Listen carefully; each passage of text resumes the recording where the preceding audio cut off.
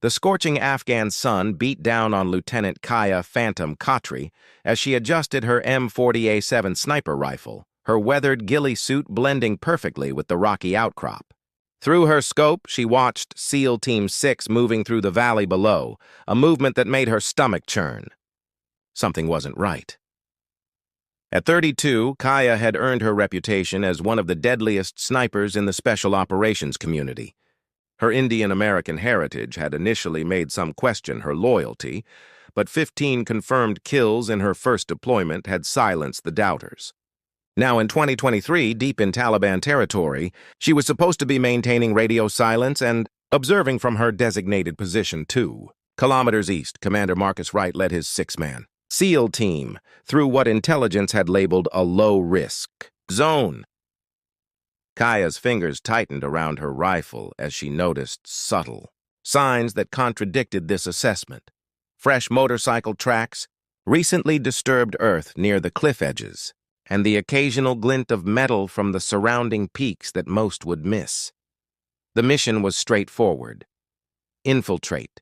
Gather intel on a suspected weapons cache, and exfiltrate without engagement. But Kaya had been in Afghanistan long enough to read the land like a book. The valley was too quiet. No shepherds, no local traffic, not even the usual drone of insects. It was the kind of silence that preceded an ambush. Through her thermal scope, she detected faint heat signatures in positions that made her blood run cold. The Taliban had evolved their tactics, and they were about to spring a trap that would make Thakur Ghar look like a training exercise. She counted at least 15 hostiles, strategically positioned in elevated positions with what appeared to be heavy weapons. Her orders were explicit: maintain position, observe, report. Direct engagement would compromise not just this mission, but 3 other ongoing operations in the region. Breaking protocol meant risking her career, possibly facing court-martial. But as she watched Wright's team moving closer to the kill zone, memories of her father's words echoed in her mind. He had served in the Indian Army's elite paracommandos, and his last words to her were, "Duty is not just to orders, but to the lives in your hands." Kaya's earpiece crackled with coded communications from the SEAL team. Their voices were confident, unaware of the death trap they were walking into. She had less than 3 minutes before the first trigger would be pulled. Her mind raced through the ROE, rules of engagement, calculating trajectories, wind speeds, and the ripple effects of her potential actions. In her 8 years of service, she had never disobeyed a direct order. But as she watched Wright's team approaching the choke point, she knew this moment would define not just her career, but who she was as a soldier and a human being. The lives of 6 of America's finest hung in the balance, and her finger slowly moved to her rifle's safety. The sun dipped behind a cloud, casting shadows that would provide perfect cover for the enemy's first strike. Kaya's breathing slowed, her heartbeat steady as she made her decision. She reached for her radio's frequency adjuster, knowing that the next few minutes would either mark her as a hero or end her career. Either way, she couldn't live with herself if she didn't act. The only question remaining was how to save them all without compromising the larger mission objectives. The first shot shattered the valley's silence as Kaya's bullet found its mark, dropping a Taliban spotter before he could alert his companions. Through her scope, she watched the SEAL team instantly drop into defensive positions, their training kicking in as they whispered in confusion, "Who's shooting? From where?" Commander Wright's voice crackled over the secure channel, demanding identification of the shooter, but Kaya maintained her silence. Her next 3 shots came in rapid succession, each one finding a different target who had been moments away from launching an RPG at the pinned-down SEALs. The enemy's carefully planned ambush was unraveling, but they still held the numerical advantage. Suddenly, a massive explosion rocked the valley. The Taliban had triggered their backup plan, detonating hidden charges that sent boulders and debris raining down, cutting off the SEAL's primary escape route. Kaya's heart raced as she watched Wright's team scramble for cover, now caught between the rockfall and intensifying enemy fire. Through her thermal scope, she spotted more fighters emerging from hidden tunnels, a trap within a trap. The SEALs were now facing at least 30 heavily armed combatants. Chief Petty Officer Rodriguez took a hit to his leg, and Kaya could see the team's medic, Peterson, struggling to reach him under heavy fire. Time seemed to slow as Kaya made the hardest decision of her career. She abandoned her concealed position for a better vantage point, knowing it would expose her to enemy fire. The movement caught the attention of several Taliban fighters, and bullets began impacting around her as she sprinted between rocks. A round grazed her arm, but adrenaline dulled the pain.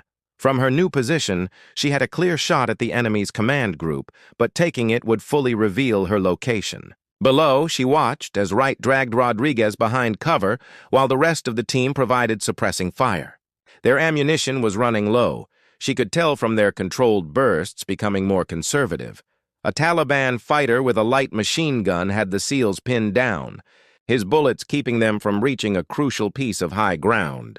Kaya lined up her shot, knowing it would be her last from this position.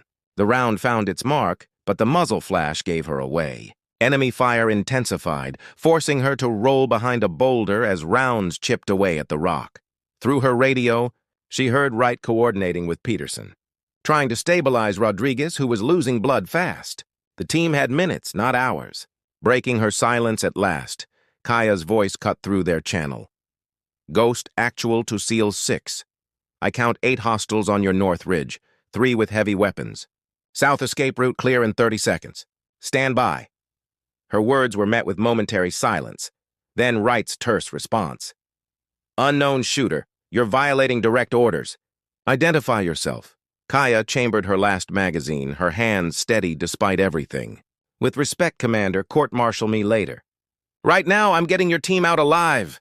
She began taking rapid shots, each one precise despite the chaos. The Taliban fighters, confused by the accurate fire from an unseen shooter, began to break formation. But as she created the escape corridor for the SEALs, a RPG streaked toward her position. She had a split-second choice: maintain cover and survive, or take out the last machine gunner pinning down the SEALs. The lives of 6 men hung on her decision. Kaya took the shot. The last Taliban machine gunner fell as the RPG detonated behind her position, sending her rolling down the rocky slope. Through blurred vision and ringing ears, she watched the SEAL team seize their moment, executing a perfect fighting retreat through the corridor she'd created. Commander Wright personally carried Rodriguez while the others laid down covering fire. Blood trickled down her face as she forced herself up, ignoring the searing pain in her ribs. Her rifle was damaged, but her sidearm remained. Through the settling dust, she spotted 3 Taliban fighters attempting to flank the retreating SEALs. Her Sig Sauer barked 3 times, dropping them before they could get into position.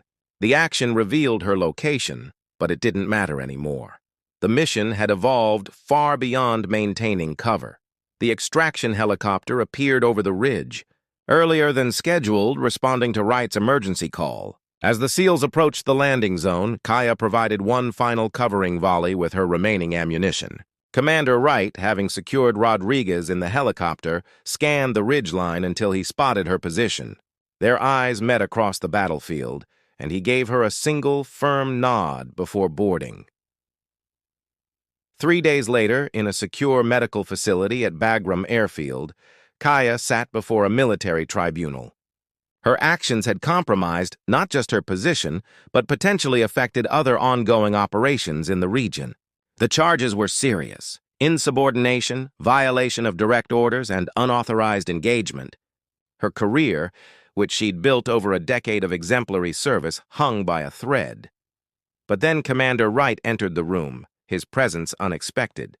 Behind him came his entire team, including Rodriguez in a wheelchair. One by one, they testified about the impossible shots that had saved their lives, about the unknown guardian angel who'd chosen their lives over regulations. Rodriguez spoke last, describing how the mysterious sniper's covering fire had given them the crucial moments needed to prevent him from bleeding out. The tribunal's decision was unprecedented.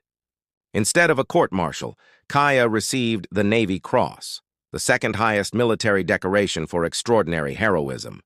The citation, carefully worded to protect operational security, spoke of exceptional courage under fire and decisive action that saved numerous American lives. But the real impact went beyond medals. Her actions led to a reassessment of sniper protocols in complex operations, acknowledging that strict adherence to orders must sometimes yield to the judgment of experienced operators on the ground. The Phantom Protocol became part of special operations training, teaching future snipers about the delicate balance between discipline and initiative. 6 months later, Kaya stood at her father's grave in Arlington National Cemetery, her Navy Cross pinned to her dress uniform.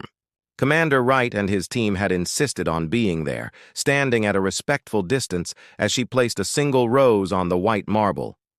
Her father's words about duty now carried new meaning. Sometimes the greatest loyalty comes from knowing when to break the rules. As she turned to leave, Rodriguez approached her with steady steps, his recovery nearly complete. "You know," he said quietly, "they still talk about the ghost sniper in the valley. The one who defied heaven and hell to bring us home?"